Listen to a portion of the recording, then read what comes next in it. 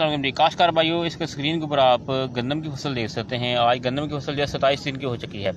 काश्तकार भाइयों, पहले पानी के बाद आपने 40 दिन के अंदर जो है वो 40 दिन तक जो है वो गंदम के ऊपर जो है वो जड़ी बूटी स्प्रे जो है वो करनी होती है, ताकि जड़ी बूटियाँ जो है आपकी गंदम की फसल का जो है वो खुराक इस्तेमाल ना कर सके और पैदावार में कमी का बायस ना बने।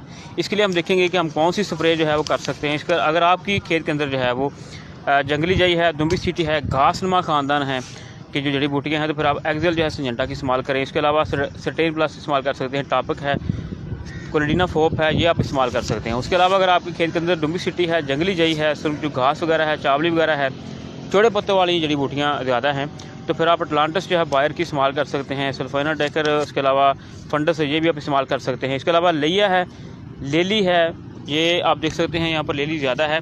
तो तरकंडी पालक है, चौड़े पत्तों वाली है, तो फिर आप बक्टल सुपर जो है वो इस्तेमाल करेंगे। उसके अलावा इसके साथ ब्रोक्सर इस्तेमाल कर सकते हैं, क्वार्टर इस्तेमाल कर सकते हैं, सेलेक्टर इस्तेमाल कर सकते हैं।